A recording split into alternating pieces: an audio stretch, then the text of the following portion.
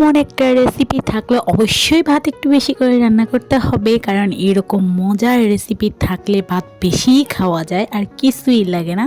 এতক্ষণে হয়তো বুঝেই গেছেন কী ধরনের রেসিপি নিয়ে আসলাম। তো সম্পূর্ণ ভিডিওটি দেখবেন, আশা করি আপনাদের ভালো লাগবে। আসসালামু আলাইকুম বন্ধুরা, সবাই কেমন আছেন? আশা করি সবাই ভালো আছেন। আলহামদুলিল্লাহ, আপনাদের দোয়া আমি অনেক অনেক ভালো আছি। তো আজকে খুবই মজাদার একটি রেসিপি নিয়ে আসলাম, কুমড়ো ফুলের চচ্চড়ি রেসিপি, যেটা ডিম দিয়ে করা হয়। আর এই রেসিপিটা এত মজা যা বলে বোঝানো যাবে না। এরকম একটা রেসিপি থাকলে আপনার কিছুই প্রয়োজন হবে না, খুবই মজা করে আপনি ভাতটা খেতে পারবেন। গরম ভাতের সাথে তো অসাধারণ লাগে। তো সম্পূর্ণ ভিডিওটি দেখতে থাকুন, একদমই টানবেন না। সম্পূর্ণ ভিডিওটি দেখে অবশ্যই এই রেসিপিটি করে খাবেন। তো আমি ফুলটা একদম কুটে ধুয়ে নিয়েছি, আর এখানে কড়াইতে তেল দিয়ে পেঁয়াজ কুচি কাঁচামরিচ কুচি দিয়ে এখন এটাকে ভালোভাবে ভেজে নিতেছি। তো এই মশলাটাকে ভালোভাবে ভেজে নিতে হবে। তো কাঁচামরিচটাই দিয়েই বেটার, এখানে মরিচের গুঁড়ো অ্যাড করা হবে না, তো কাঁচামরিচটা একটু বেশিই দিলাম।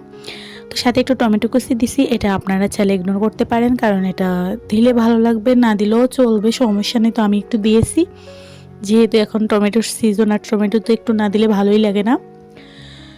তো সাথে আমি দিয়ে দেবো হলুদের গুঁড়ো, স্বাদ মতো লবণ দিয়ে এবার ভালোভাবে এটাকে মেখে ভেজে নিতে হবে। তো এই পর্যায়ে এই যে আমি এখন ফুলগুলো দিয়ে দেব। তো এগুলো একদম আমার নিজের ক্ষেতের ফুল, মানে আমাদের কুমড়ো গাছ থেকে নেওয়া হয়েছে, অনেক তরতাজা ফুলগুলো। তো এই কুমড়ো ফুল দিয়ে অনেক ধরনের রেসিপি করা যায়, পিঠা, বড়া, তারপরে চচ্চড়ি, অনেক ধরনের রেসিপি করা যায়। তো আমি আজকে চচ্চড়িটা শেয়ার করতেছি, তো অন্য রেসিপিও দেখাবো ইনশাল্লাহ। তো এই যে ফুলগুলোকে এখন নেড়ে ছেড়ে মশলার সাথে মিশিয়ে ভেজে নিতে হবে। আর এই ফুল চচ্চড়ির সাথে কোনো ধরনের পানি অ্যাড করা যাবে না, কারণ এই ফুল থেকেই পানি বের হবে, ওই পানি দিয়েই এটা সেদ্ধ হয়ে যাবে। এই যে দেখুন অলরেডি পানি বের হয়ে গেছে, বাড়তি কোনো পানি অ্যাড করা যাবে না। মিডিয়াম টু লো আছে এটাকে রান্না করতে হবে, যেহেতু আমি পানি দিব না আর এটা সিদ্ধ হতে হবে, তাই মিডিয়াম টু লো আছে এটাকে আস্তে আস্তে সিদ্ধ করতে হবে, মানে ভাজা ভাজা করতে হবে। তো এই চচ্চড়িটা ডিম দিয়েই বেশি মজা লাগে। তো এখানে আপনারা চাইলে মাছের ডিম ওটাও অ্যাড করা যায়, ওটা দিয়েও করে খাওয়া যায়। তো এই পর্যায়ে আমি ডিমটা অ্যাড করে দেব। তো এই যে আমি এখানে দুটো ডিম দেব, তো আমি একটা আগে নেড়ে দিতেছি, তারপরে আরেকটা দেব। এই যে তো এখানে দুটো ডিম দিয়েছি, চাইলে ডিম আরও বাড়িয়েও দিতে পারেন। তো আমার কেমন জানি না মনে হয়েছে এই ফুলটার সাথে দুটো ডিমই পারফেক্ট। তো এই যে নেড়ে ছেড়ে এই পর্যায়ে এটাকে ভাজা ভাজা করে নিতে হবে।